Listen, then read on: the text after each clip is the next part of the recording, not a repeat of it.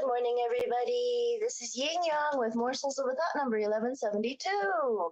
It is Monday, the 18th of March, and I've got a little Zia Fira Fatima right near here, sitting on my chair that I have to remove. Hi, baby. How are you?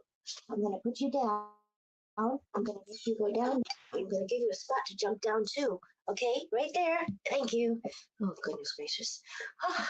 Okay, so you may have heard some running around up there. That means it's my cats. Right now, Daya doesn't trust me very much because 2 days ago, I saw something in the up chunk of a cat. So I had to bring all four cats to the vet, but three were the only ones that went into the van. And so Daya hasn't had her medicine yet. And I'm trying and trying and trying. She had to sit up all night. That poor girl. She's so nervous. She wouldn't. Today is Meditations by Marcus Aurelius. It's Monday. It is 2024. We ended on no one can prevent. If you do the job in a principled way with diligence, energy, and patience, if you keep yourself free from distractions and keep the spirit inside you undamaged, as if you might have to give it back at any moment, if you can embrace this without fear or expectation, can find fulfillment in what you're doing now as nature intended, and in superhuman truthfulness, every word, every utterance, then your life will be happy. No one can prevent that. Number 13. Doctors keep their scalpels and other instruments handy for emergencies. Keep your philosophy ready too, ready to understand heaven and earth in everything you do, even the smallest thing. Remember the chain that links them. Nothing earthly succeeds by ignoring heaven, nothing heavenly by ignoring the earth. Number 14, stop drifting. You're not going to reread your brief comments, your deeds of the ancient Greeks and Romans, the commonplace books you save for your old age. Sprint for the finish. Write off your hopes, and if your well-being matters to you, be your own savior while you can. Now, he wrote this in 2,000 years ago. He wrote this 2,000 years ago, almost exactly to the day. 2024, yeah. 2,000 years ago minus 99 years, what's that? 1,899 years ago. That's when he wrote this. So writing to yourself is far more important than reading anything else, apparently. Number 15, they don't realize how much is included in sealing, sowing, buying, resting, seeing to business, not with the eyes, but another kind of sight. Seeing to business. We have one more. 16, body, soul, mind, sensations, the body, desires, the soul. Before I go on, good morning, Colleen B. Dracos, and good morning, John Clark. Good morning, Liz Rose Cantara, and Candace Richardson Solomon, AC Rusita, Morgan, Michelle Morgan, and Susan Obeam, and Deanna McNichol-Nichols. Say hello, good morning, and come back for the replay. I will see you later today in San Diego. Anyway, number 16 in Carnuntum, the book 3. In book 3, in Carnuntum.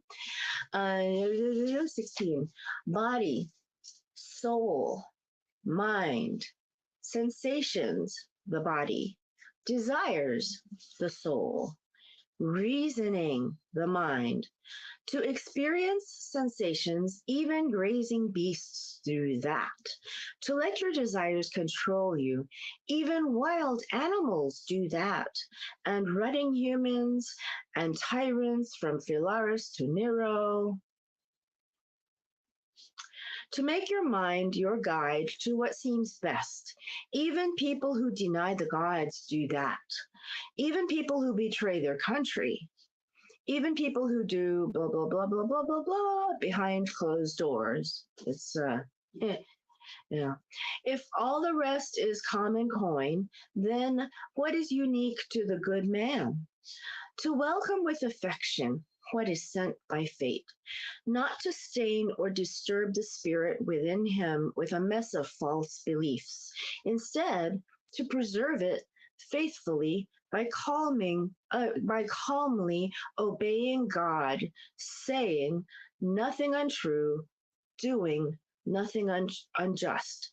And if the others don't acknowledge it, if this life lived with simplicity, humility, cheerfulness, he doesn't resent them for it and isn't deterred from following the road where it leads to the end of life, an end to be approached in purity, in serenity, in acceptance, in peaceful unity with what must be.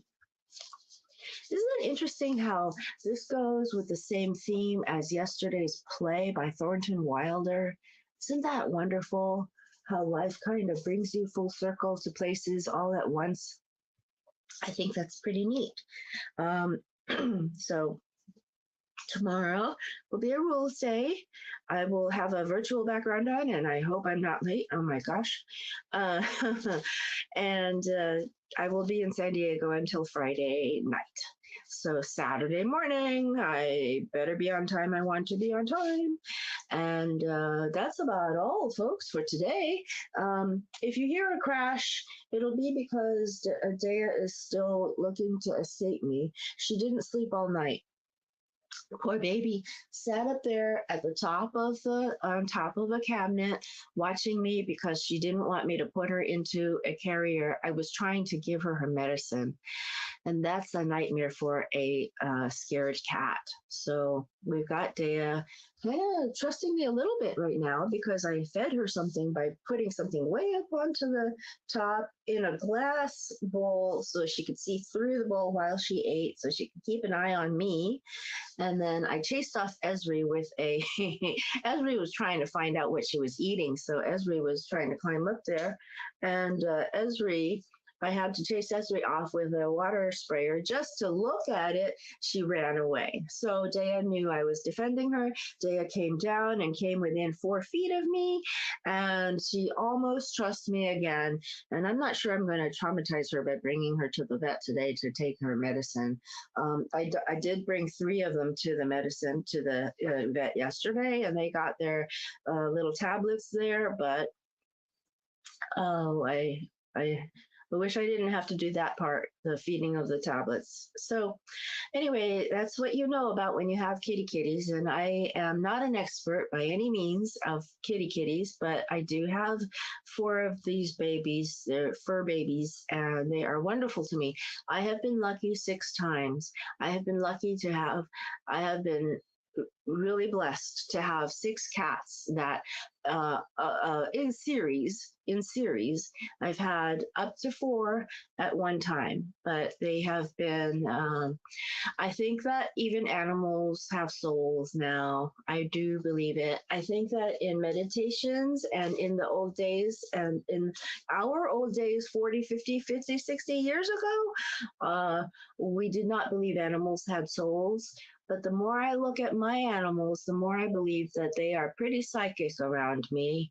They know what each other are thinking around me, even without words. And I don't know if they are able to psychically or physically project information, but I believe that when you live in this world, you have to follow the rules of the universe, the laws of the universe, and I'm currently listening to, and by the way, today is Miscellaneous Monday. That's why I'm going off on a few tangents here.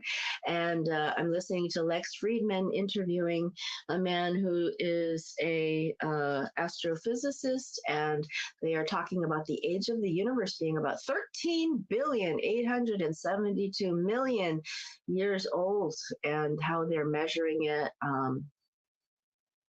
I wish I could remember the units. It was like per parsec, per this, per that, per whatever astronomical unit. Hubble's number. I don't know what Hubble's number actually. I know what Hubble's number signifies, but I don't know what it the actual digits and or units. So Hubble's number is how they went and calculated the age of the universe. So it's about 13 billion, almost 14 billion years old to our best knowledge, and that only means what our telescopes can see. So it could be way more than that. And we've only had our knowledge and philosophies for a few thousand years, and our life on this calendar of the universe is December 31st. We were born on December 31st. On a big calendar of the year from January to December 31st, we were born uh, we were born on December 31st, and the size of our solar system's age is a dot on the piece of paper. That's what I have seen on a scientific news scientific documentary. So that's what life is like, folks. Life in these United States. And I will talk to you again later. Okay, old Kinderhook.